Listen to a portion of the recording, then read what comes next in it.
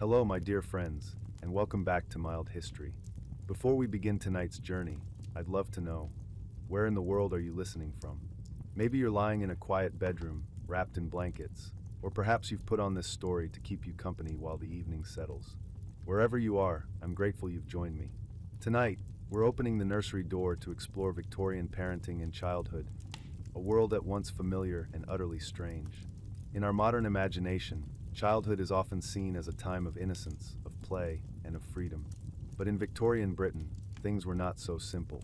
Childhood could be tender, yes, but it could also be harsh, shaped by rules, danger, and expectations that might surprise us today. Imagine a small room, wallpaper patterned with roses. The cot is wooden, the sheets stiff and scratchy. A nanny hovers nearby, armed with cod liver oil and a sharp eye. A child might be dressed in lace or in rags, depending on their station. And outside the window, perhaps a wire cage juts into the sooty London air, a baby inside, left there to toughen up. This was the reality of some Victorian children, raised with strict discipline, quirky remedies, and a constant undercurrent of risk. In this long exploration, we'll wander through the Victorian nursery. We'll learn about the foods children ate, the remedies their parents trusted, the rules that governed their speech, and the punishments that reinforced them. We'll step into schools and factories where childhood blurred with work, and we'll peer into the darker corners where illness, dangerous medicines, and even death shaped the lives of families. But as always, our pace will be gentle. Tonight is not about racing through facts, but about settling into a world that has passed, imagining it slowly, and letting the rhythm of history carry us toward rest. So dim the lights, settle into your place of comfort, and come with me to the Victorian nursery, where the children of another age lived, grew, and endured. If you were to step quietly into a Victorian home, the nursery would be one of the most revealing rooms. It was not just a place for children to sleep, it was a reflection of how society understood childhood itself. Every detail, the wallpaper, the furniture, the toys scattered on the floor, spoke of values, class, and the balance between care and control. In wealthier households, the nursery was a separate space, often tucked away at the top of the house or in a back wing. Its very placement revealed much about the Victorian view of children. Loved, yes, but not always meant to be seen or heard in the main rooms of the home.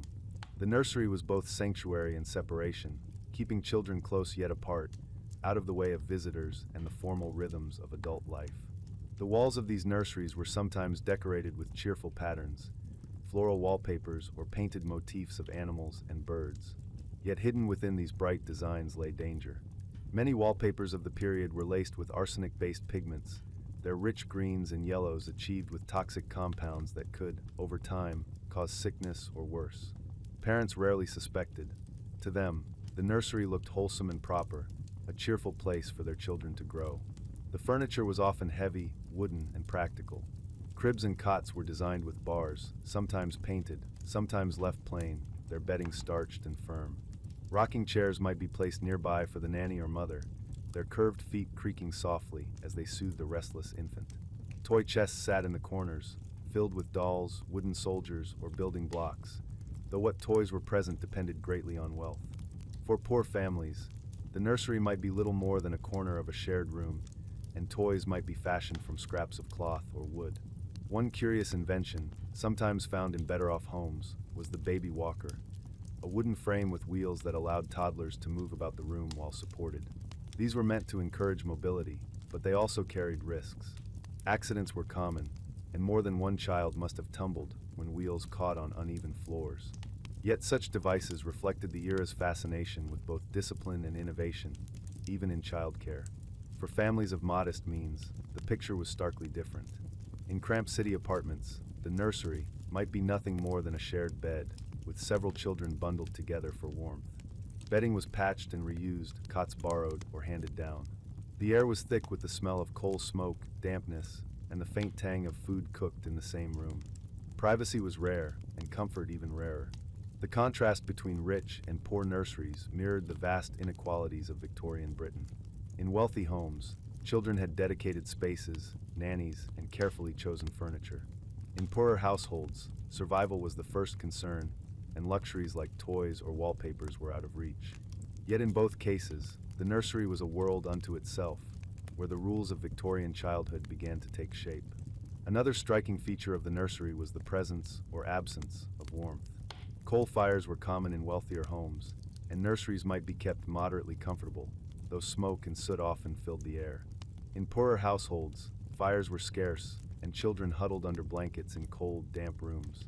Illness thrived in such conditions, and the nursery could be as much a place of sickness as of safety. Perhaps the most iconic detail of the Victorian nursery was the figure who ruled over it, the nanny. For middle and upper-class families, mothers often delegated daily childcare to these hired women.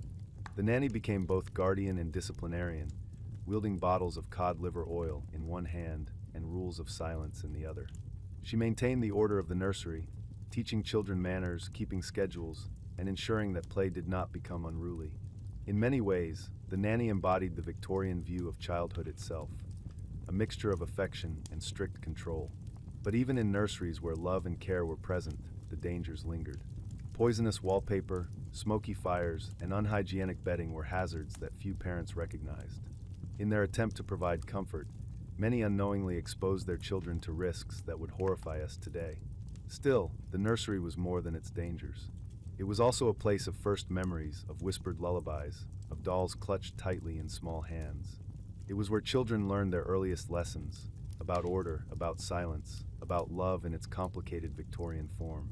It was both cradle and classroom, both protection and preparation for a world that demanded discipline. When we imagine the Victorian nursery now, it is tempting to see it as quaint, even charming, with its rocking horses and wooden toys. But beneath that surface charm lay the complexities of a society trying to shape children into disciplined adults, sometimes with gentleness, often with severity. Every cot, every toy, every faded wallpaper spoke of that delicate balance. As we step back from this room, we carry with us not only its atmosphere of lace and starch, but also the awareness of what it meant. The nursery was where the Victorian vision of childhood was planted, strict, fragile, hopeful, and perilous all at once. If there is one phrase that captures the Victorian vision of childhood, it is the well-known maxim, "Children should be seen, but not heard." It is a saying that echoes even now, carrying with it the sternness of an era when silence, obedience, and restraint were considered the highest virtues for the young. But behind this simple phrase lay a complex web of expectations and ideals that shaped every aspect of Victorian parenting. The Victorian world was built on hierarchy. Just as society was structured in rigid layers, from the aristocracy at the top down to the laborers who toiled in factories, so too was the family. At the head stood the father, a figure of authority and provision, whose word carried weight like law. The mother, while often more directly involved with children, was also expected to maintain order and uphold discipline. And beneath them were the children, ranked not as equals, but as future adults in training. Childhood was not an end in itself, but a stage to be endured, a preparation for the responsibilities to come. In this worldview, silence was not only a virtue, it was a necessity. Children who interrupted, who spoke freely, who demanded attention, were seen as unruly and in need of correction. The nursery was meant to be orderly, the schoolroom disciplined, and the drawing room, a space for adults, nearly sacred. A child who entered such spaces was expected to remain quiet, polite, and still. Laughter, chatter, or tears were discouraged, sometimes punished. The idea of children as seen but not heard was rooted in deeper Victorian anxieties. This was a society obsessed with respectability, with appearances, with maintaining a facade of order in a world often chaotic. Factories belched smoke, cities swelled with poverty, disease lurked in the air, but within the home, there was to be discipline and control. A noisy child threatened that fragile sense of order, and so silence was demanded. Parents and guardians took this seriously. Manuals on child rearing circulated widely, offering advice on how to cultivate obedience and suppress wayward behavior. Some authors urged patience and moral instruction, while others recommended harsher measures. Punishments ranged from stern words to smacks, from withdrawal of privileges to more physical chastisement. Discipline was seen not as cruelty, but as necessity, the shaping of raw clay into the form of a respectable adult. For children themselves, this often meant a kind of double life. In the nursery, under the eye of a nanny, they might play, though even play was structured and monitored. In the presence of adults, however, they became quiet observers, expected to sit still, to listen, to learn by watching rather than speaking. It was a training in self-control that began almost from the cradle.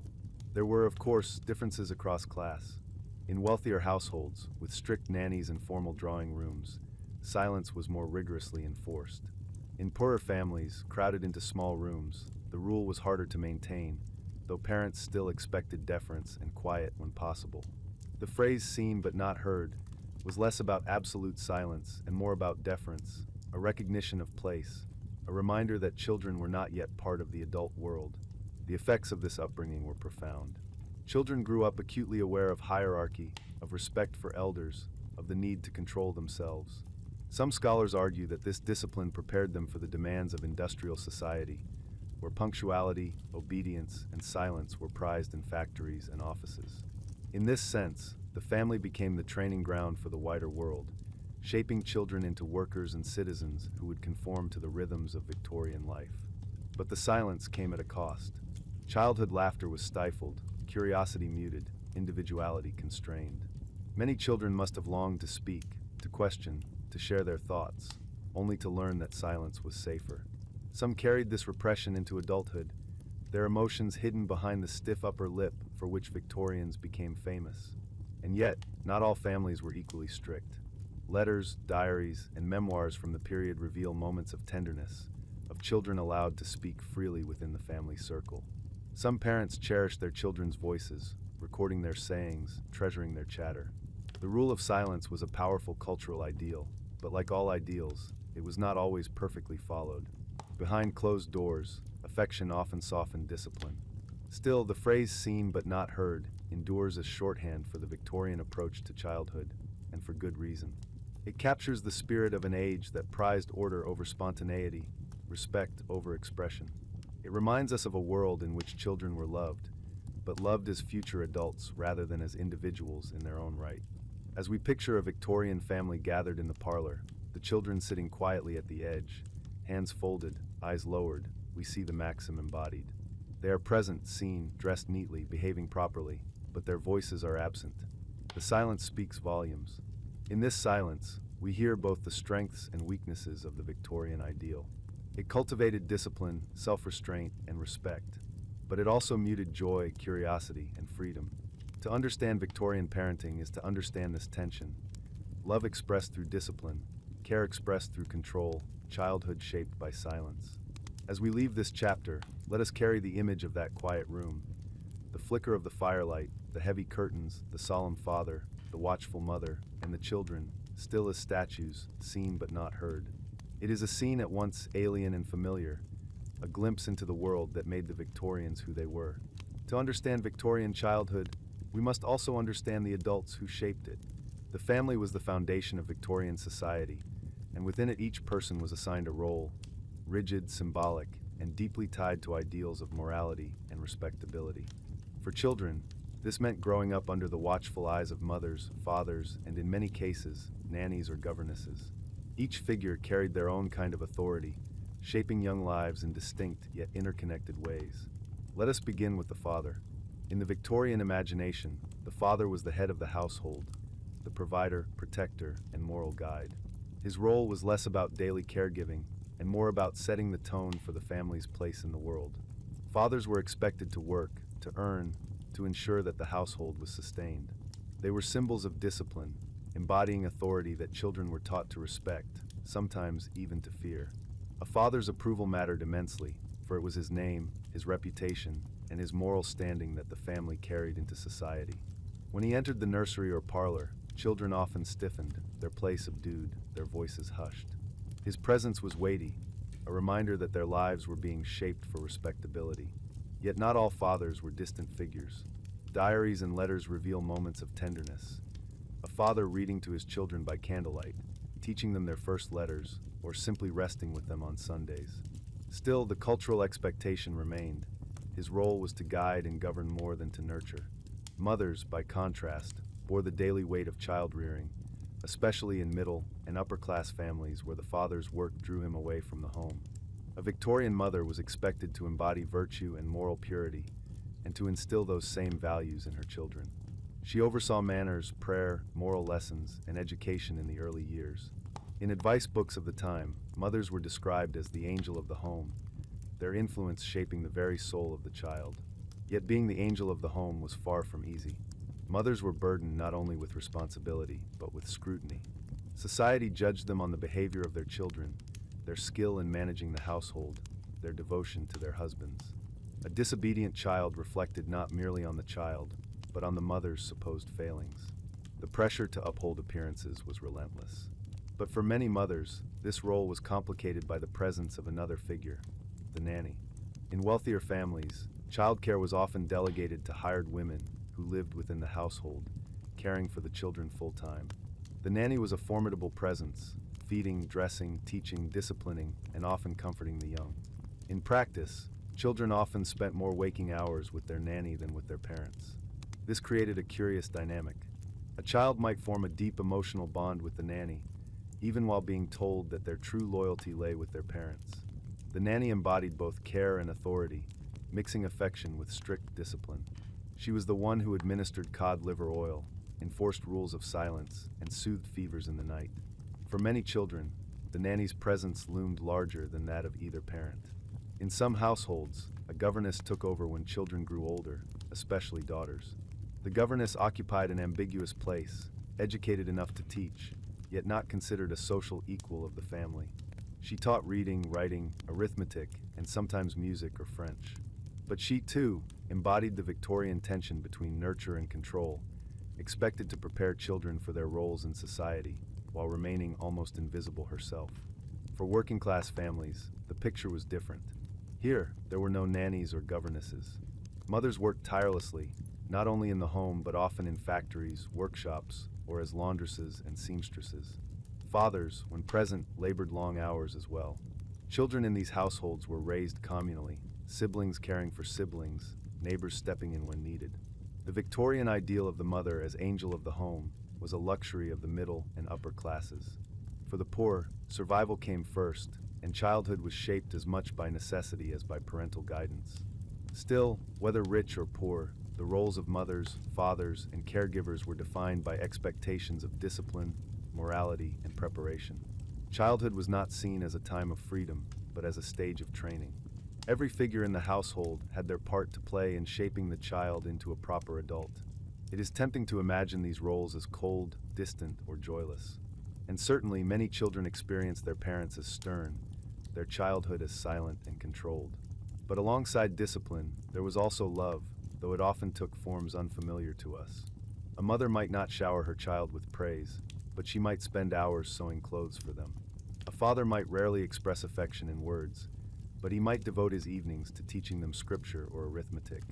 Even the stern nanny, so often caricatured as harsh, may have sung lullabies in the dark, her voice softening as children drifted to sleep. What we find in these roles, then, is a blend of severity and tenderness, authority and care. The Victorian household was not one thing but many, sometimes harsh, sometimes warm, always shaped by the immense pressure of a society obsessed with respectability. The figures of the father, mother, and nanny stand as symbols of that world, each carrying their part of the burden, each leaving their mark on the lives of children who grew up under their gaze. As we leave this chapter, imagine the nursery once more.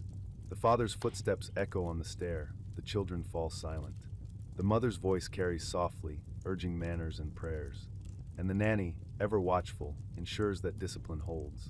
It is a world of order, of roles carefully defined, a world that shaped childhood with a mixture of love and control. If you want to truly understand Victorian childhood, you need only look at the dining table, or more often, the nursery table. What children ate, and how they ate it, reveals much about the values, fears, and hopes of their parents. Food in the Victorian era was never just nourishment. It was a lesson, a discipline, sometimes even a punishment.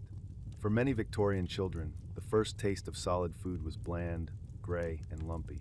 Gruel and porridge were staples of the nursery, meals designed to be filling, economical, and, at least in the minds of parents, healthy. Gruel was made from oats or barley boiled in water or milk, sometimes sweetened slightly, but often left plain.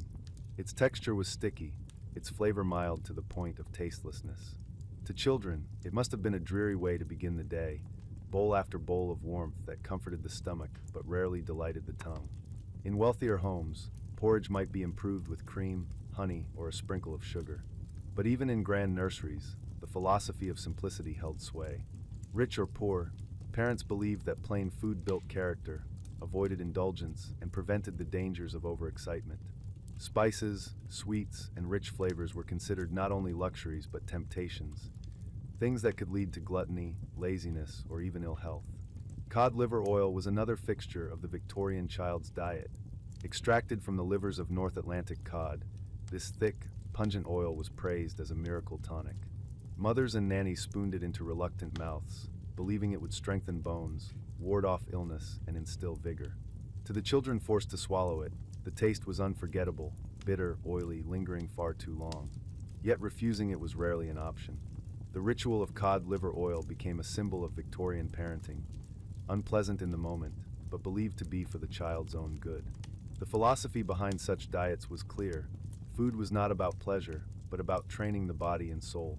A child fed on simple meals was thought to grow into a disciplined adult, resistant to excess and temptation. Even treats, when they appeared, were often framed as rewards for good behavior, reinforcing the connection between morality and appetite. Of course, food also reflected class. In poorer households, meals were dictated by necessity rather than philosophy.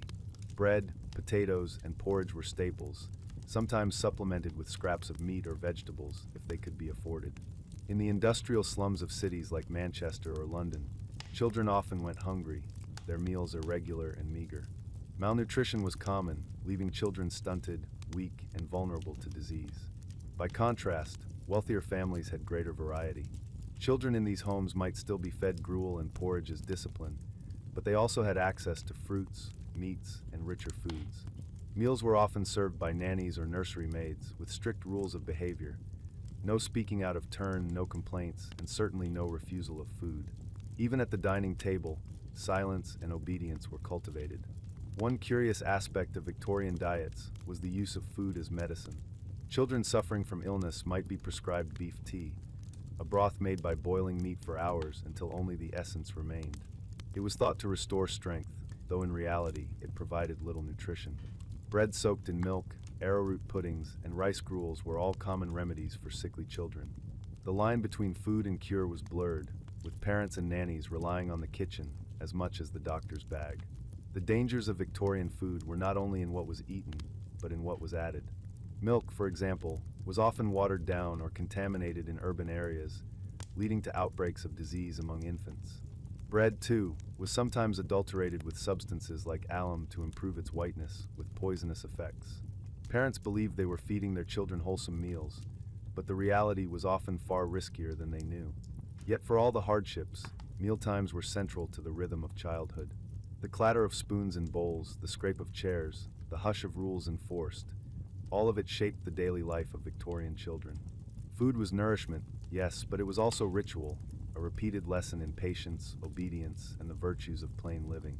In some households, treats did appear: gingerbread men, barley sugar, or perhaps a slice of cake on Sundays.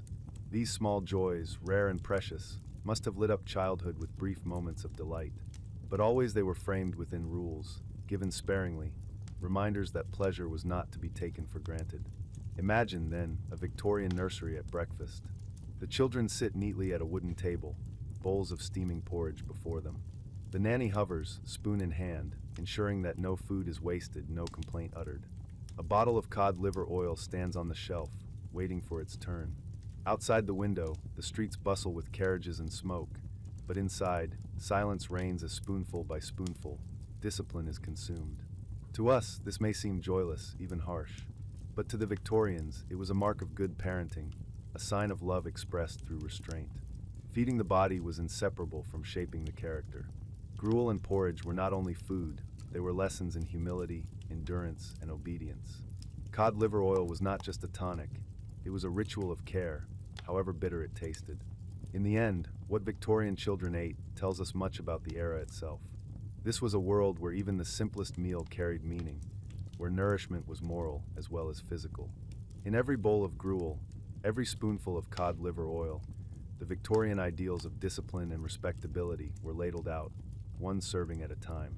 One of the strangest and most unsettling inventions of the Victorian era was the baby cage. To modern eyes, it looks like something from a dystopian novel, a wire mesh box, bolted onto the outside of a window, where infants and toddlers were placed to nap, play, or simply take the air. Why would parents suspend their children several stories above the bustling streets of London or Manchester, inside a precarious-looking cage? The answer lies in the Victorian obsession with fresh air. At the time, urban life was seen as suffocating. Narrow streets, smoky chimneys, crowded houses, and limited green spaces gave the impression that children were being raised in conditions too stale, too artificial, too unhealthy. Fresh air, by contrast, was believed to strengthen the body, toughen the spirit, and ward off illness. Parents were encouraged to expose their children to the outdoors, to let their lungs expand and their constitutions harden. Of course, not everyone had access to gardens or parks. For families living in tall, narrow townhouses or cramped city flats, there was no safe backyard where a child could play. The solution? Bring the fresh air to the child, or rather, bring the child to the air. Thus, the baby cage was born. These cages were usually made of strong wire, shaped like a small aviary or animal pen. They jutted out from the side of a building, attached securely, or so parents hoped, to window frames or walls. Inside, a child might be laid down on blankets, perhaps with a toy, while the breeze rushed past. From the street below, passers-by might glance up and see a tiny face peering out between the bars, high above the cobblestones. To many Victorians, this was not cruelty but care. A child kept indoors too long was thought to become weak, pale, and prone to illness. Better, they reasoned, to risk the dizzying heights than to allow the child to grow up sickly and soft. It was the same philosophy that drove mothers to place prams out in the yard, even in cold weather, or to insist on brisk walks in the rain. The body, they believed, needed challenge to build strength. But imagine the reality for the children. Suspended in the sky, they would have been surrounded not by fresh mountain air, but by the soot, smoke, and stench of Victorian cities. Horse manure in the streets, coal fires in every hearth, factories belching smoke into the sky. This was the fresh air they inhaled. For infants too young to understand, it must have been bewildering. For toddlers old enough to know fear, the sight of the ground far below may have been terrifying. Accounts from the time reveal that not all parents were comfortable with the cages. Some feared accidents, others simply disliked the sight of their children hanging in midair. And yet, the idea persisted well into the early 20th century. Advertisements promised safer designs, with stronger bars and padded interiors. Childcare manuals recommended them for mothers who wanted healthier babies. Doctors, too, sometimes endorsed the practice, convinced that the benefits outweighed the risks. The baby cage was part of a broader culture of outdoor exposure. Cold baths, open windows in nurseries, even the belief that children should sleep outside under blankets. All of these practices reflected a faith in air and cold as natural tonics. Disease, Victorians thought, festered in closed, stuffy rooms. Fresh air, no matter how dirty by modern standards, was the antidote. For wealthy families, nurses might wheel prams into gardens or balconies, ensuring children spent hours outside. For working-class mothers with no gardens and little time, the baby cage offered a practical alternative. They could carry on with housework while their infant took the air outside the window. Convenience, as much as health, drove its popularity. From today's perspective, the baby cage feels both shocking and strangely logical.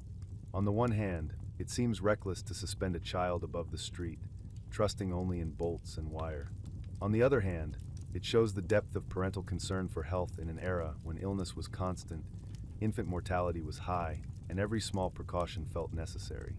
We might also recognize in it a familiar pattern: parents doing what they believe is best, even if the methods seem extreme or misguided. To a Victorian mother, the sight of her baby in a cage was not frightening, it was reassuring. It meant she was doing her duty, following the advice of experts, and giving her child a better chance at survival. Still, the risks were real. There were stories of cages falling, of bolts giving way, of children injured or worse. Even when the cages held firm, the exposure to city air could hardly have been beneficial. Instead of breathing health into their lungs, children may have been inhaling soot, ash, and chemical fumes. But these dangers were invisible, less immediate than the threat of weakness or sickness from indoor life. The image of the baby cage has survived in popular memory because it so vividly captures the contradictions of Victorian parenting. It was at once protective and perilous, nurturing and neglectful, scientific and superstitious. It shows how deeply Victorians feared weakness and how far they would go to cultivate strength. Imagine, for a moment, a quiet London street in the late afternoon. The gas lamps are just beginning to glow in the haze. Carriages rattle past. On the third floor of a row house, a mother leans out to check the cage bolted to her window. Inside, her child dozes, cheeks flushed by the wind, hair dusted with soot from passing chimneys. The mother smiles, reassured. She believes she is doing the right thing. For us, the sight might cause horror. But for her, it is comfort. And in that difference lies the strangeness of history. How practices once seen as sensible can, in hindsight, seem reckless, even cruel. The baby cage was not a quirk, not a rare eccentricity, but part of a larger story of Victorian life. One in which health and danger were never far apart, and parenting meant navigating between them, one strange invention at a time. If you were a child in Victorian Britain, there was one rule that shaped nearly every moment of your life. You were to be seen but not heard. This phrase has echoed through history, often quoted as a symbol of the sternness of Victorian parenting. But what did it really mean in practice? How did it feel for children who grew up in homes where silence was expected, where every giggle, question, or protest risked a sharp rebuke? The idea behind the rule was simple. Children were to be present but passive. They could sit quietly in the drawing room, appear at meals, accompany their parents on outings, but their role was to observe, not to speak. Their voices, their laughter, their opinions were considered interruptions to the order of adult life. In wealthier households, the rule was enforced with almost ritual precision. Imagine a grand dining room lit by flickering candles, the table set with fine china and heavy silver. At one end, the parents converse in measured tones. At the other, children sit stiffly, hands folded, eyes lowered. They may be included in the scene, but not in the conversation. Their very silence is seen as a mark of discipline, of good breeding. To speak out of turn would be a shame not only to themselves, but to the entire family. In middle-class and working-class homes, the rule could be just as firm, though carried out with less ceremony. At the family table, children were expected to eat quietly, to answer only when spoken to, and to never interrupt their elders. A simple laugh or question might draw a stern glance, a scolding, or even punishment. In crowded households where space and tempers were limited, silence was more than etiquette, it was survival. This expectation of silence was deeply connected to the Victorian belief in hierarchy. Society was organized in strict layers: men above women, adults above children, the wealthy above the poor. Everyone had a place, and children's place was at the bottom of the family order. Their obedience and silence reinforced that hierarchy, preparing them for adult life, when they would need to know their place in society. For many children, silence was enforced not only by rules but by physical reminders. A child who spoke out of turn might be sent from the room, confined to a corner, or disciplined with a switch or cane. The threat of punishment loomed constantly, teaching children to weigh every word carefully. Even in play, laughter and noise were often hushed, redirected into quieter, more suitable activities. And yet, silence was not always absolute. There were moments when children were encouraged to speak, at lessons with tutors or governesses, during recitations, or in church services where they were expected to answer questions about Scripture. But even then, their speech was formal, rehearsed, and controlled. The idea of spontaneous chatter, of children's voices filling a room with questions or joy, was rarely tolerated. How must it have felt? Imagine being a child full of curiosity, with questions about every object, every sound, every sight, but knowing that each word might draw disapproval. Imagine holding in laughter during a dull sermon, or suppressing a question about why the sky is blue, because your voice was not welcome. Over time, silence became not just a rule, but a habit, a second nature. This discipline had its consequences. Some Victorian children grew into adults who were reserved, cautious, and deferential. Others, perhaps, carried scars from years of repression, longing for expression that had been denied. Diaries, letters, and memoirs from the era reveal both patterns. Some recall their childhoods with pride in their training, while others write of loneliness, stifled voices, and a sense of invisibility. The rule of silence was also tied to morality. A noisy, talkative child was seen as undisciplined, even immoral. Silence was a sign of virtue, of humility, of respect for authority. This moral weight gave the rule its power. Parents believed they were shaping character as much as enforcing order. At the same time, the silence of children was not always complete. In nurseries, in schoolyards, and in secret corners, children whispered, giggled, and shared their thoughts with one another. They created their own worlds of noise and play, hidden from adult ears. In these moments, their voices returned, soft rebellions against the stern quiet of the household. From our modern perspective, the rule of silence feels harsh, even unnatural. Today, we often celebrate children's voices, encouraging them to express themselves, to ask questions, to join in family conversations. But for the Victorians, silence was a safeguard. In a world of rigid order, children who spoke too freely risked breaking the very structure that held society together. Picture, once again, a Victorian parlor. Adults sit in high-backed chairs, sipping tea, their voices low and measured. In the corner, a child sits silently, eyes on the carpet, hands clasped in the lap. To us, the silence might feel oppressive. To them, it was ordinary, a sign of good upbringing. And when the child grows restless, shifting slightly in the chair, the nurse or parent clears their throat, a soft but unmistakable warning. Order is restored. The rule of silence was not just about discipline. It was about identity. It told children who they were and where they belonged. To be seen but not heard was to learn that your presence mattered, but your voice did not yet. Only adulthood, with its privileges and responsibilities, would unlock that permission. Until then, silence was both a burden and a lesson, shaping the rhythm of childhood in the Victorian age. Victorian homes might seem quaint to us now, cozy hearths, flickering gas lamps, polished wood furniture, but behind that charm lay dangers that were constant, silent, and often deadly. For children in particular, the home was not a sanctuary, but a place of daily risk. One of the most common hazards was poison. To a Victorian household, poison was everywhere, woven into the very fabric of daily life. Cleaning products, cosmetics, medicines, and even wallpaper could contain substances we now know to be highly toxic. Arsenic was used in green pigments that gave wallpapers their vibrant color. Mercury appeared in ointments and teething powders. Laudanum, a tincture of opium, was kept in many medicine cabinets, prescribed as easily for children's coughs as for adults' sleeplessness. Childproofing was unheard of. Bottles sat on shelves within easy reach, their labels plain and sometimes misleading. A child who mistook a vial of laudanum for syrup or a bottle of carbolic acid for water might not survive the mistake. Even when parents were careful, accidents were common. Newspapers regularly reported cases of poisoning, tragic reminders of how thin the line was between health and harm in the Victorian home. Fires posed another constant danger. The warm glow of the hearth, so central to Victorian domestic life, was also a risk waiting to ignite. Children's clothing, often loose, layered, and made of flammable materials, could catch fire in an instant. Long pinafores and skirts brushed too close to the grate, and suddenly the calm of an evening could turn into panic. Gas lamps, increasingly popular in urban homes, added their own hazards: leaks, explosions, and open flames in crowded rooms. The fear of fire was so common that it shaped behavior. Children were taught to keep their distance from the hearth, though in cramped homes this was not always possible. Some mothers insisted on constant supervision when lamps were lit or fireplaces were stoked. Yet accidents still happened, leaving burns, scars, or worse. Accidents of a more ordinary sort were no less frequent.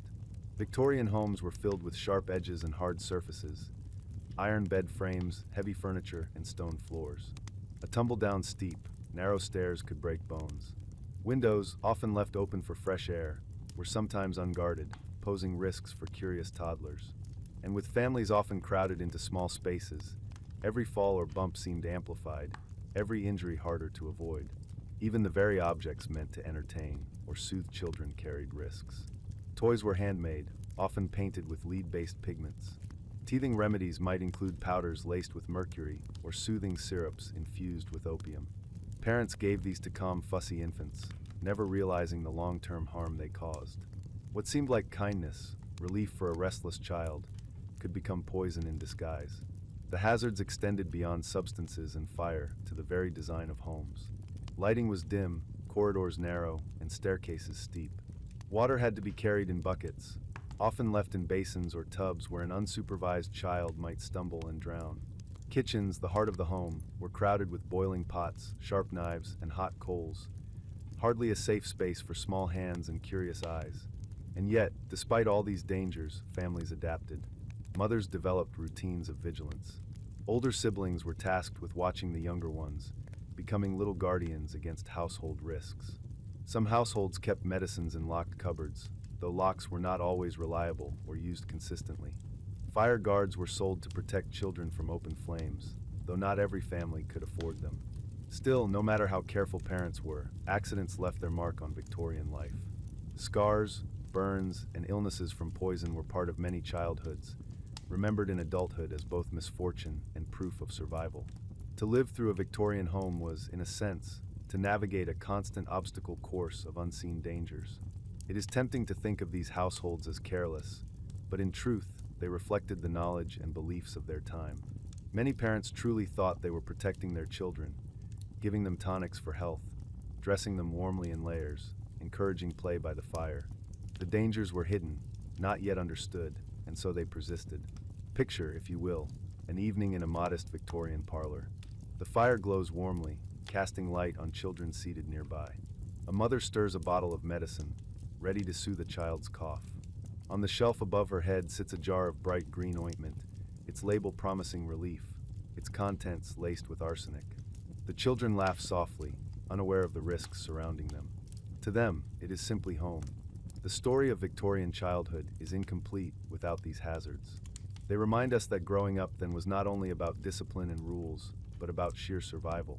The home, for all its comforts, was as full of peril as the world outside. To make it through childhood without accident, poisoning, or fire was a kind of triumph, a testament to luck as much as care. Today, we walk through restored Victorian houses and admire their charm. The wallpaper, the lamps, the ornate furniture. It is easy to forget that for the children who once lived there, every surface might hide a danger, every shadow might hold a risk. Behind the beauty, there was always the possibility of harm. In this way, the Victorian home becomes a symbol of the era itself, ornate, proud, but built on hidden threats. For children, it was both a place of nurture and a place of danger, shaping their lives in ways that echo through history. If food was used to build discipline, and silence was meant to train humility, then punishment was the backbone of Victorian parenting. Few ideas were more deeply ingrained in the minds of parents, teachers, and religious leaders than the phrase, "Spare the rod and spoil the child." To Victorians, discipline was not a matter of debate, it was an unquestionable duty. Children were believed to be born with wayward instincts, in need of correction from the earliest years. Without stern guidance, they would grow into unruly adults, and unruly adults threatened the very order of society. Thus, discipline was as much about shaping character as it was about maintaining control. The most common form of punishment was physical. Canes, switches, straps, and even wooden spoons became tools of correction. A child who misbehaved might receive a stinging stroke across the hand, a whipping on the legs, or a sharp rap to the knuckles. The pain was thought to leave not only a temporary mark on the skin, but a permanent lesson in the mind. This belief extended far beyond the home. In schools, corporal punishment was almost ritualized. The cane hung visibly in many classrooms, a symbol of authority as much as a tool of enforcement. Children might be struck for lateness, sloppy handwriting, or simply failing to recite lessons correctly. Teachers defended the practice as necessary, claiming that without it, order could not be maintained among large groups of pupils. Religious institutions reinforced this thinking. Sermons often preached the duty of parents to discipline their children, drawing parallels between parental correction and divine judgment. Just as God punished sin to guide souls, so too should parents punish misbehavior to guide character. The rod was not cruelty, they argued. It was love expressed in sternness. Yet punishment was not always physical. Shame was another powerful tool in the Victorian arsenal. A child might be forced to stand in the corner, wear a dunce cap in front of classmates, or write lines over and over as penance. In homes, silence could be a punishment as well, being ignored, excluded from play, or sent to bed without supper. The aim was always the same, to teach obedience, humility, and respect for authority. For children, the experience of punishment was often terrifying. The threat of the rod loomed constantly, shaping behavior even when no adult hand was raised. Many grew up with a deep sense of caution, learning to watch their words, control their movements, and anticipate the moods of their elders. The home and the classroom became places of vigilance, where mistakes were costly and silence was safest. It is easy, from our modern perspective, to condemn this system as harsh, even abusive. And indeed, many children suffered lasting harm from the severity of their punishments. But to Victorians, discipline was not only about correction, it was about survival. In a world where poverty, disease, and crime loomed on every corner, parents feared that indulgence could doom their children. A spoiled child, they believed, might grow into a weak adult, unable to withstand the hardships of life. We can also see how discipline reflected class.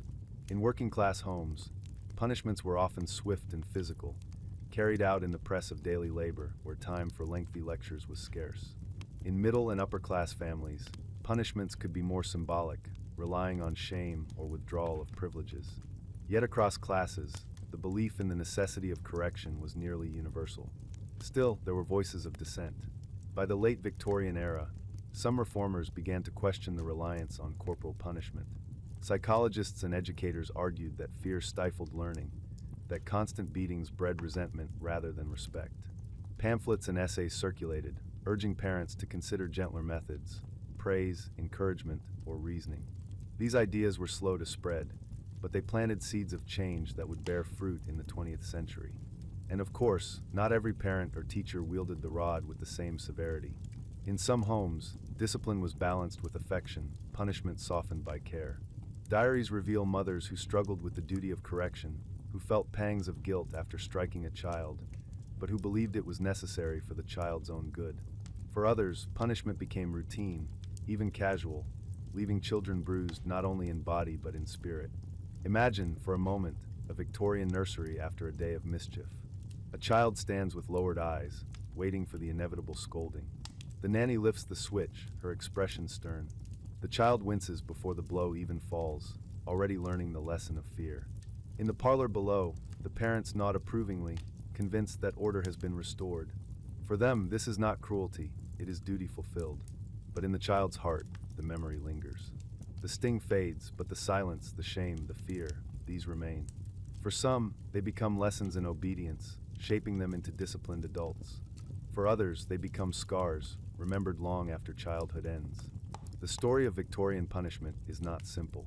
It is a story of fear and love, of duty and harm, of a society struggling to mold its youngest members into something strong and respectable. It reminds us that what one generation sees as care, another may see as cruelty. And it leaves us with questions about our own time.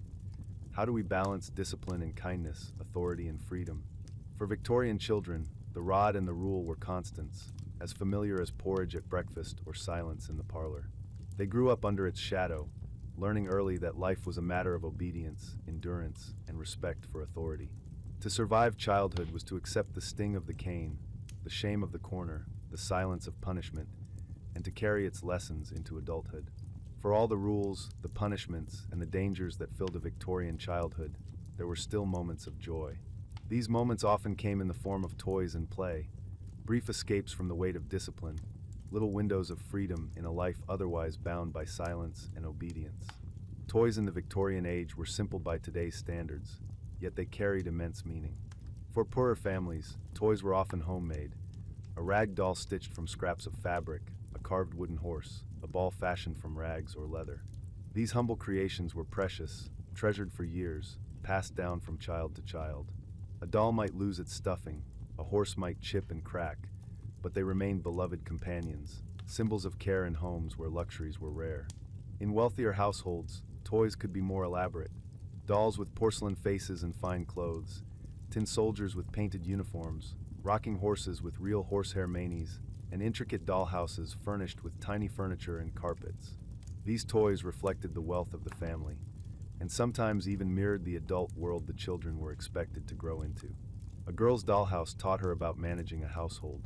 A boy's soldiers prepared him for the idea of war or leadership. Even in play, the shadow of adult roles was present. Yet not all play required objects. Children invented games wherever they were, chasing each other through alleys, skipping rope, rolling hoops along cobbled streets, or playing marbles in the dirt. Songs and rhymes accompanied many of these games, verses passed down through generations, filling the air with laughter and rhythm. For working-class children especially, the streets themselves became playgrounds, despite their dangers. Board games and puzzles began to appear in the Victorian era as well, often designed with an educational purpose. Games taught geography, history, or moral lessons, turning leisure into another form of discipline. A child might play a board game about traveling the globe or advancing in virtue, with each roll of the dice reinforcing the values of learning and morality. But play was not always structured or moral. Children found ways to bend the rules, to laugh, to shout, to escape the constant pressure of silence. In hidden corners of the garden, in attics, or in the street, they let their voices rise in ways they could not in the parlor or the classroom. For those brief moments, the world of discipline faded, replaced by the freedom of imagination. Even toys themselves could become tools of rebellion. A doll might be marched into battle, a hoop rolled noisily down the street, a soldier knocked over in defiance of order.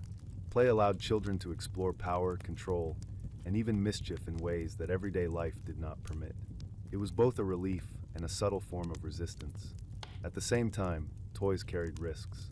Painted dolls and toy soldiers were often coated in lead-based paint. Marbles or small parts could be swallowed. Sharp edges on tin toys could cut small fingers. Yet parents accepted these dangers, seeing toys as a necessary part of childhood, even if the risks lingered just beneath the surface. For poorer children, play could also blend with work. A hoop might be rolled between errands, marbles played between shifts of carrying water or sweeping floors. Even laughter had to fit around labor. Still, children found joy where they could, seizing scraps of time to play in the shadow of factories, markets, and tenements. Holidays and festivals brought moments of greater delight. On Christmas, for those who could afford it, toys might appear as gifts, wrapped in paper or tucked into stockings. The excitement of discovering a new doll, a toy soldier, or even a simple spinning top brought light into the dark winter days. For children in poorer homes, a small sweet, a handmade toy, or even just the joy of the season could feel like treasure. Play also carried symbolic weight for adults. Victorians often viewed children's games as reflections of moral character. A child who played quietly and respectfully was praised. One who was noisy or mischievous might be seen as troublesome, even immoral. Thus, play was both encouraged and policed, shaped into yet another arena where discipline and virtue were tested. And yet, despite these adult expectations, children carved out their own worlds of fun. They told stories, invented characters, acted out adventures, and created laughter that defied the silence demanded elsewhere. In these moments, they tasted freedom, however brief. Imagine a Victorian child sitting in a dimly lit nursery. Outside, the fog presses against the window. The fire crackles faintly in the grate. On the floor, a wooden horse waits, its mane worn from countless hands. A doll sits propped against a chair, its porcelain face reflecting the glow of the fire. The child lifts the toy, whispers a story, and for a while, the room becomes a castle, a battlefield, a land of wonder. For a few precious minutes, the harsh rules of the Victorian household fall away, replaced by imagination's quiet rebellion. These small joys, simple toys, shared games, whispered stories, were the heartbeat of Victorian childhood. They may not erase the discipline, the silence, or the dangers, but they remind us that even in the strictest households, children found ways to laugh, to dream, and to play. And in the end, that play was as vital as food or discipline. It gave children the chance to grow, to imagine, to carry a spark of joy through the challenges of their world. In the midst of strict rules and stern punishments, toys and games offered a reminder that childhood, even in the Victorian era, could still hold moments of wonder. For a Victorian child, education was both a privilege and a burden, depending on the family's circumstances. Schools, like homes, reflected the rigid hierarchies of the time, with lessons shaped not only by knowledge but by discipline, morality, and social class. To step into a Victorian schoolroom was to enter a world where silence, order, and obedience were as important as reading and writing. In the early part of the Victorian era, education was not universal. Wealthier families hired private tutors or sent their children to expensive boarding schools. Middle-class families often relied on day schools, church schools, or governesses who taught children at home. For working-class families, education was harder to come by. Many children were expected to work from an early age, contributing to the family income rather than spending time in lessons. By the 1870s, reforms began to change this.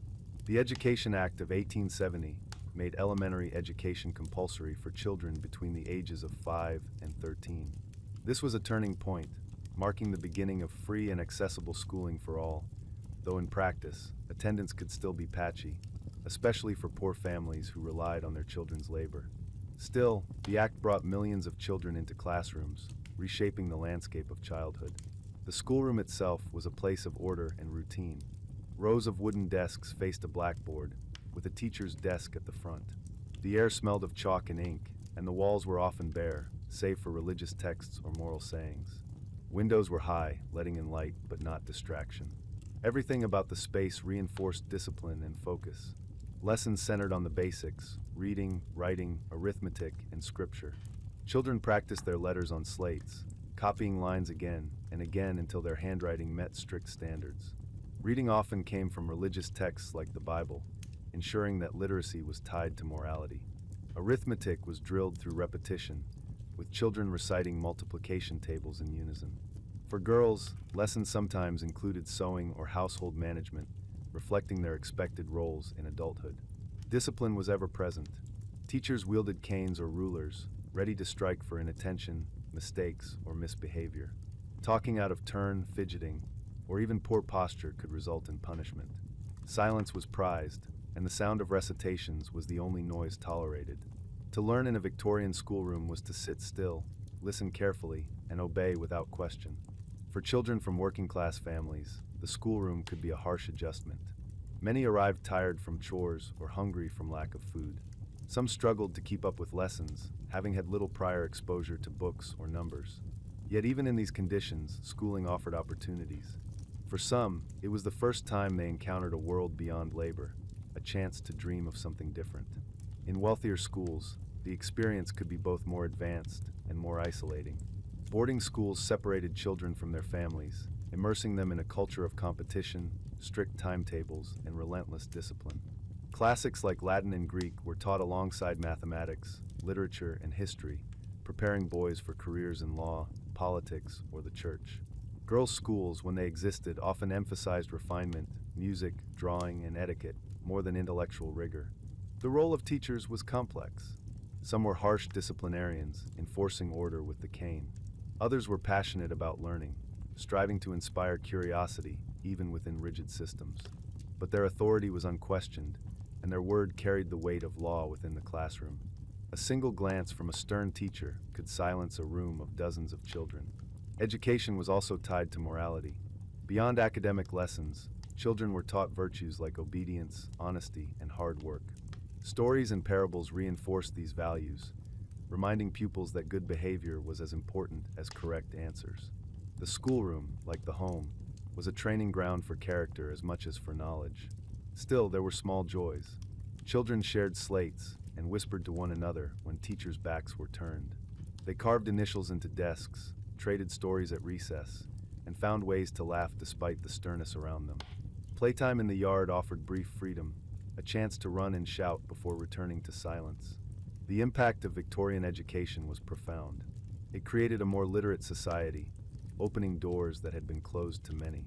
It also reinforced social divides, with the wealthy receiving advanced instruction and the poor often leaving school early to return to labor.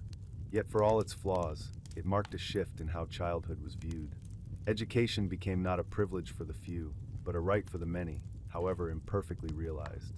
Imagine, for a moment, a Victorian schoolroom on a cold morning. Children file in, boots muddy from the street, hands red with cold. They take their places at narrow desks, pulling out slates and chalk. The teacher stands at the front, cane in hand, eyes sharp. "Copy this line," he says, and the sound of chalk scratching fills the room. Outside, the world bustles with carts and carriages, but inside, only silence and order remain. For the children, this routine became the rhythm of life. To sit, to write, to recite, to endure. And for many, those lessons, harsh as they were, became stepping stones to a different future. Literacy brought power. Arithmetic brought opportunity. Education, even bound by discipline, was a key that could unlock doors. The Victorian schoolroom, then, was both a place of restriction and of possibility. It was strict, silent, and often unforgiving, but it was also a space where minds began to open, however slowly, to the wider world. And for all its discipline, it carried within it the promise of change, a promise that would echo into generations to come. When we think of childhood today, we often imagine schoolbooks, toys, and play. But for many children in Victorian Britain, childhood meant work. Their small hands and nimble fingers became tools of industry, pressed into service in factories, mines, workshops, and homes. For countless families, child labor was not a choice but a necessity, and it defined the reality of growing up in the 19th century. The Industrial Revolution had transformed Britain. Great cities like Manchester, Birmingham, and London pulsed with factories, their chimneys billowing smoke into the skies. Inside, machines roared and rattled, demanding constant attention. Employers looked for cheap, pliable workers who could endure long hours. Children fit that role perfectly. They could crawl into tight spaces, handle delicate machinery, and work for wages far lower than adults. In textile mills, children were everywhere. They cleaned the machines while they ran, slipping between spinning frames and clattering looms. Their job was to catch threads, clear blockages, and keep production moving. The machines were fast and unforgiving, and accidents were common. Fingers crushed, hair caught in gears, limbs severed, the risks were constant. Yet families depended on the pennies these children earned, and so they returned day after day. Coal mines held their own perils. Boys and girls as young as 5 worked underground, carrying coal, opening and closing ventilation doors, or crawling through narrow shafts too small for adults. In the darkness, lit only by dim lamps, they labored in choking dust, their bodies bent and twisted by the cramped conditions.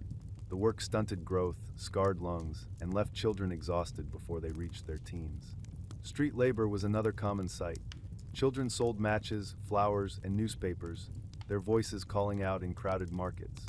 Others worked as shoeblacks, sweeping chimneys, or carrying heavy loads for a few coins. Many lived on the edge of survival, their earnings barely enough to buy food or pay rent. For them, the streets were both workplace and danger, exposing them to cold, hunger, and exploitation. Even in households, children were not spared. Many worked as servants in wealthier homes, scrubbing floors, cleaning kitchens, and caring for younger children. Their hours were long, their rest short, and their wages meager. Some were treated with kindness, but many endured harsh masters, strict rules, and little chance of escape. The work was not just physical, it was emotional. Childhood, meant for growth and play, was compressed into endless labor. The laughter of games was replaced by the clatter of machines, the darkness of mines, or the silence of servitude. Many children carried the weight of adult responsibilities before they had even reached their teens. Reformers, horrified by these conditions, began to speak out. Writers like Charles Dickens used their novels to expose the plight of child workers, weaving stories that stirred public outrage. Investigators documented the conditions in factories and mines, their reports filled with testimonies of children who labored from dawn to dusk, often beaten if they faltered. Gradually, laws were introduced to curb the worst abuses. The Factory Acts, passed over the course of the 19th century, set limits on the hours children could work and raised the minimum age for employment. In 1842, children under 10 were banned from working underground in mines. Later acts required children to attend school part of the week, ensuring they received at least some education. Yet change was slow, and enforcement was often weak. Employers found ways to skirt the rules, and desperate families continued to send their children to work. For many, survival mattered more than law. A child's wages, however small, could be the difference between food on the table or hunger. Despite the hardships, there were moments of resilience. Children formed bonds with one another, finding companionship in shared labor. They learned skills that, in some cases, helped them later in life. Some even found pride in their contributions, believing that their sacrifices supported their families. But the cost was immense: lost childhoods, damaged bodies, shortened lives. Imagine, for a moment, a Victorian factory at dawn. The air is thick with smoke and dust. Machines thunder endlessly, their belts and gears turning with relentless speed. In the shadows, children dart between them, faces pale, clothes ragged. A boy bends to catch a broken thread, his small fingers moving quickly to avoid the spinning frame. A girl hauls a basket of coal, her shoulders straining under the weight. Their eyes are tired, far older than their years. Outside, the sun rises, but for them, the day is already heavy with labor. To us, the sight is heartbreaking. But to many Victorians, it was ordinary, part of the rhythm of life in an industrial age. Work was seen as moral, as character building, as essential to survival. Childhood, as we know it today, was a luxury few could afford. The story of child labor is central to understanding Victorian childhood.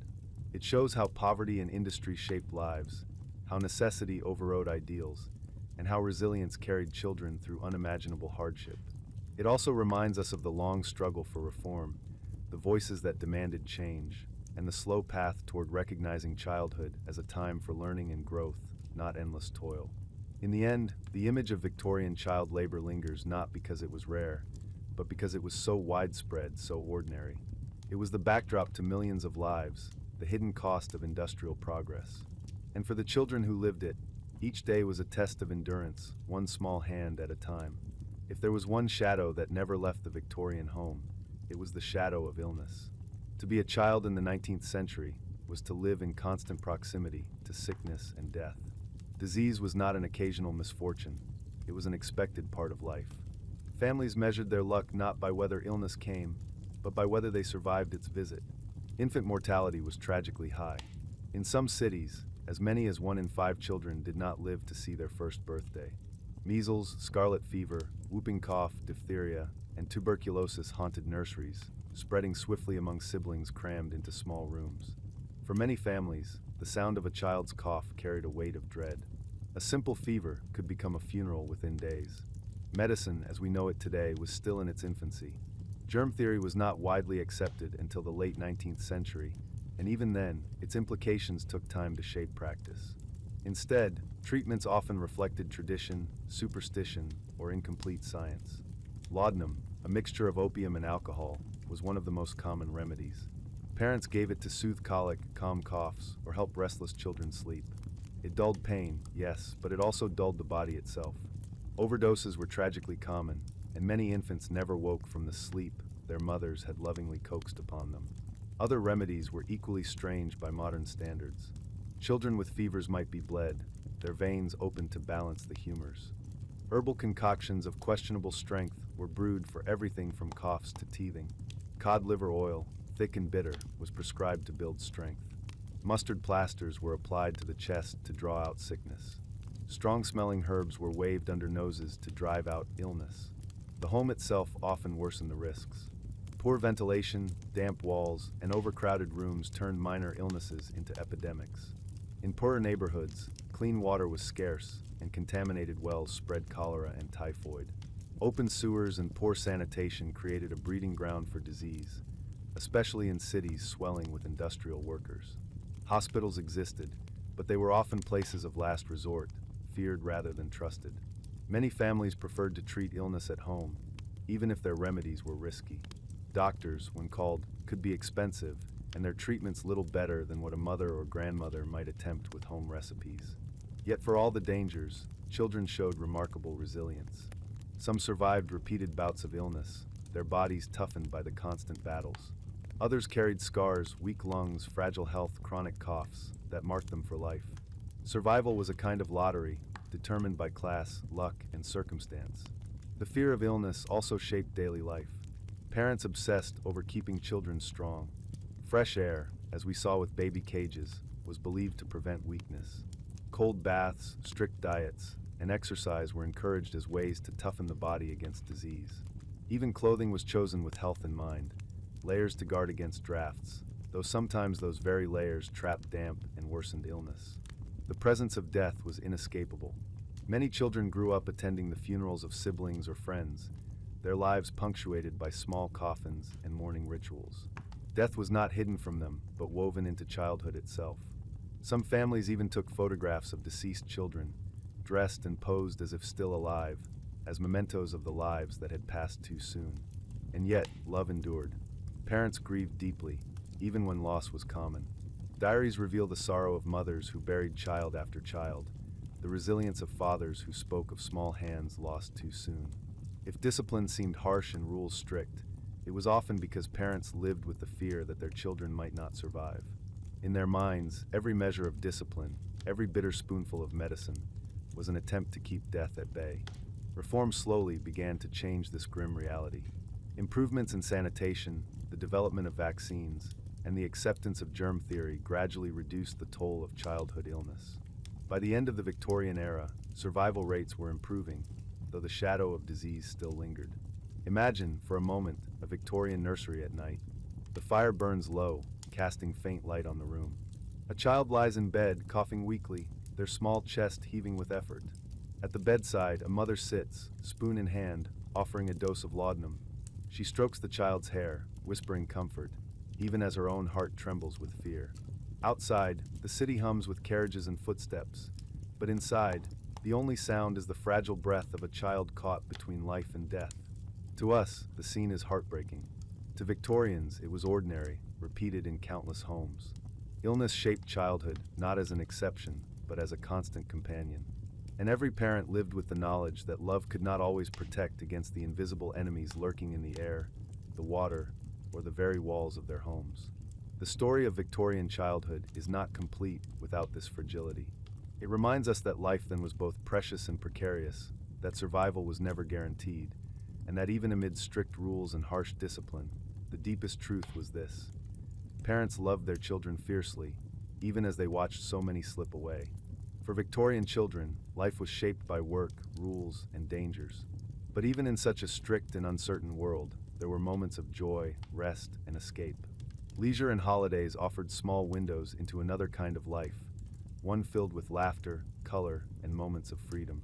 These escapes did not erase hardship, but they provided balance, giving children memories of delight to hold against the weight of discipline and survival. Leisure looked different depending on class. For working-class children, free time was scarce. After long hours of chores or labor, play had to be squeezed into short moments on the street or in small yards. Games like skipping rope, marbles, or hoop rolling required little equipment, making them accessible to even the poorest families. Street corners and alleyways became playgrounds, alive with the sound of children's voices whenever adults' backs were turned. For middle and upper-class children, leisure could be more structured. They had gardens to run in, nurseries filled with toys, and governesses who might allow moments of play between lessons. Outings to parks, picnics in the countryside, or visits to the seaside gave them glimpses of freedom in environments that seemed almost magical compared to the rigid formality of their homes. Holidays carried their own special magic.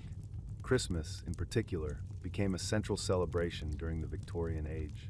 The Victorians, after all, reinvented much of what we now think of as a traditional Christmas. Families decorated trees, exchanged gifts, and gathered around tables for festive meals.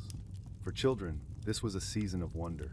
Stockings might be filled with fruit, sweets, or small toys. Candles twinkled on trees, and carols filled the air. Even in poorer homes, Christmas brought a break from routine, a reminder that joy could still find its way into the darkest corners. Other holidays also brought cheer. Easter offered decorated eggs and church gatherings. Harvest festivals celebrated the fruits of the land, with feasts and fairs. Village fairs and markets gave children the chance to see performers, buy sweets, or ride on simple amusements. These moments punctuated the year, marking time not by work or illness, but by laughter and color. The seaside was perhaps the most iconic escape for Victorian families. Railways made it possible for even working-class families to take day trips to coastal towns. Children paddled in the waves, collected shells, and tasted treats like sticks of rock or fish and chips. The sea air was believed to be healthful, cleansing the lungs and refreshing the spirit. For children who spent their days in smoky cities, the wide horizon of the sea must have seemed like another world entirely. Books and stories also offered escape. Fairy tales, adventure novels, and serialized stories in magazines carried children far beyond the walls of their homes. For some, reading was a solitary joy, curled up by the fire with a candle. For others, it was shared aloud, a moment when families gathered to listen together. Stories opened doors to imagination, offering children the freedom to dream of adventures, heroes, and lands beyond their reach. Music and theater provided entertainment as well. Street musicians played fiddles or organs, drawing children to dance and laugh. Puppet shows and traveling performers brought bursts of color and sound to otherwise ordinary days. For wealthier families, theater visits introduced children to grand productions, while parlor games and piano recitals brought music into the home itself. Even small moments could be treasured as leisure. A walk in the park, a stolen afternoon chasing butterflies, or a quiet hour drawing with chalk on a slate. These glimpses of play and rest, however fleeting, reminded children that life was not only about obedience or toil. They were tiny acts of freedom, sometimes granted, sometimes stolen, always remembered. Yet leisure carried its own lessons. In many families, even play was framed as moral or educational. Board games taught geography or virtue. Outings to museums or exhibitions reinforced culture and knowledge. Even at the seaside, parents might remind children that they were breathing healthful air, building stronger bodies. Pleasure was rarely allowed to stand on its own. It had to be justified as useful or improving. Still, children found ways to carve out joy for its own sake. A game of tag that grew louder than permitted, laughter that rang through the halls, stories whispered long after the candle was blown out. In these moments, they reclaimed something of their childhood, bending the rules of discipline in favor of delight. Imagine, for a moment, a Victorian child at Christmas. The fire glows warmly, casting light on a decorated tree. Stockings hang nearby, bulging with surprises. In the morning, small hands reach eagerly for oranges, sweets, or perhaps a handmade toy. Laughter fills the room as siblings play together, the usual silence forgotten for just one day. Outside, the streets may still be cold and gray, but inside, joy glows bright. Or picture a day at the seaside. Waves lap at the shore, gulls cry overhead, and children race across the sand with bare feet. A mother watches from a chair, her parasol shading her face, while a father smokes his pipe. For the children, this is freedom. The sound of the sea, the taste of salt on the air, the feeling of the wide sky above them. For one brief day, the factory smoke and the strict rules of home are far away. Leisure, holidays, and escapes from routine were not the whole of Victorian childhood, but they mattered deeply. They reminded children that life held joy as well as hardship, laughter as well as silence. They gave families memories that softened the harsher edges of daily life. And they allowed children to carry a spark of delight through the challenges of their world, a spark that might sustain them into adulthood. Victorian childhood was often brief. For many, it ended not with a gentle transition, but with a sudden step into the demands of adulthood. The journey from child to adult was shaped by class, gender, and circumstance, but across society, childhood was rarely a long season of life. Instead, it was a narrow window, closing quickly under the weight of work, duty, or expectation. For working-class children, the end of childhood came early. By the age of 10 or 12, many were already laboring full-time in factories, mines, or as servants. Schooling, if it happened at all, was short-lived, replaced by the pressing need to earn wages. A boy might become an apprentice, learning a trade that would shape his future. A girl might enter domestic service, her days filled with cleaning, cooking, and caring for others. For these children, the transition was abrupt. One day they were playing marbles in the street, the next they were hauling coal or scrubbing floors. Middle-class children often had more time, but even they faced early responsibilities. Boys were prepared for careers in business, law, or the church, their education designed to mold them into future leaders. Girls were trained for marriage and motherhood, their lessons emphasizing refinement, music, or needlework rather than professional ambition. For daughters, the end of childhood often came with an engagement or marriage, sometimes in their mid to late teens. A girl who had once played with dolls might, within a few years, find herself managing a household of her own. For upper-class children, the transition could be cloaked in ceremony. Sons were sent to universities or military academies, stepping into roles that upheld the family's prestige. Daughters entered society through formal coming-out events, their dresses and manners on display as they were introduced to potential suitors. These rituals marked the end of youth, making clear that the time for play had passed and the time for responsibility had begun. What united all classes was the sense that childhood was not an identity to linger in, but a stage to outgrow quickly. The Victorian world prized discipline, productivity, and social duty. Children were trained from the start to become adults who fit neatly into these expectations. Play, leisure, even education were not ends in themselves, but stepping stones toward responsibility. The emotional impact of this early ending varied. Some children embraced it, eager to prove themselves, proud to contribute to their families. Others struggled, their childhoods cut short by necessity, their spirits weighed down by burdens too heavy for their years. Diaries and memoirs from the era reveal both stories. The pride of a boy who became his family's breadwinner at 14, and the sorrow of a girl who longed for freedom but found herself bound by duty. Illness, too, often hastened the end of childhood. A child weakened by disease might never fully recover, forced into a quieter life of limited work or dependence. Others were lost entirely, their childhoods ending in death, a reminder of how fragile life remained in the 19th century. For parents, each surviving child carried not only hope but the memory of those who had not lived long enough to grow up. And yet, even in this strict world, moments of transition carried their own beauty. A boy receiving his first set of tools or books, a girl donning her first adult dress, a family gathering to celebrate a child's new role. These were milestones marked with pride. The end of childhood was bittersweet, a farewell to innocence, but also a step into significance. Imagine, for a moment, a Victorian street at dusk. A boy, no more than 12, shoulders a basket of coal, his back bent under the weight. His hands are blackened, his face smudged with soot, but there is a determined set to his jaw. Beside him, a girl hurries home from service, her apron still damp from scrubbing. She is tired, but she carries a small coin in her pocket, proud that she has earned her place in the world. Around them, the city hums with carriages and voices, each child a thread in the fabric of Victorian life.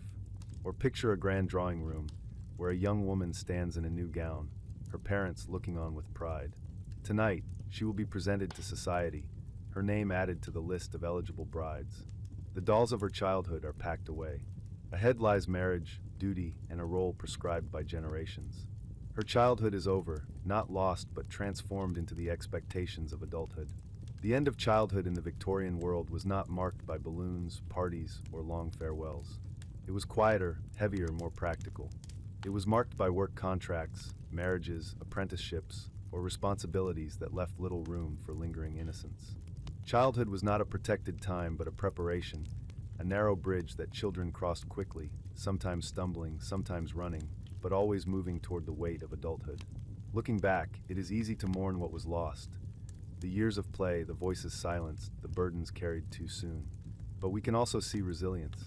Children who grew up in these conditions became the adults who built and sustained Victorian society. Their strength, their endurance, and their capacity for adaptation were forged in the crucible of early responsibility. The story of the end of childhood in the Victorian age is thus both sad and inspiring. It speaks of hardships, yes, but also of survival. It reminds us that every era shapes childhood in its own way, and that the line between youth and adulthood is drawn differently across time. For Victorian children, that line came early, often abruptly, and it shaped them for the rest of their lives. And so, dear listener, we come to the end of our journey through the Victorian nursery. Together, we've stepped into rooms where children whispered their lessons, tasted bitter cod liver oil, or stared through wire cages into the smoky London air. We've walked alongside the strict discipline of parents and nannies, the dangers of strange medicines, the laughter of seaside holidays, and the sorrow of illnesses that claimed too many lives too soon. Victorian childhood was not one thing, it was a world of contrasts. For some, it meant privilege, toys, and education. For others, it meant work, hardship, and the constant struggle to survive.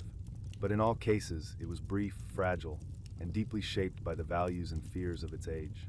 As we leave behind the quiet nurseries, the echo of schoolroom recitations, and the rhythm of factory work, we are left with a reminder of resilience. Victorian children endured much, but they also laughed, played, dreamed, and grew. Their stories, though sometimes harsh, are also stories of endurance, of small joys, and of families who loved fiercely even in difficult times. If you've listened all the way to this point, thank you. I hope this long journey has not only soothed you, but also given you a gentle glimpse into another world. History, after all, is not only made by kings and queens. It is lived in nurseries, schools, kitchens, and quiet bedrooms where ordinary children once grew up. If you'd like to support Mild History, the simplest way is to subscribe, leave a comment, or share this with someone who might enjoy it.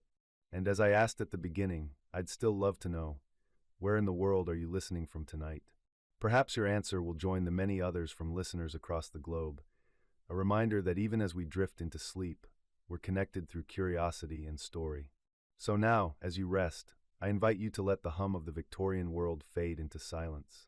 Close your eyes, breathe deeply, and allow the weight of time to soften into stillness. The children of the past are at rest, and now, so are you. Good night, dear listener. Until next time, this has been Mild History.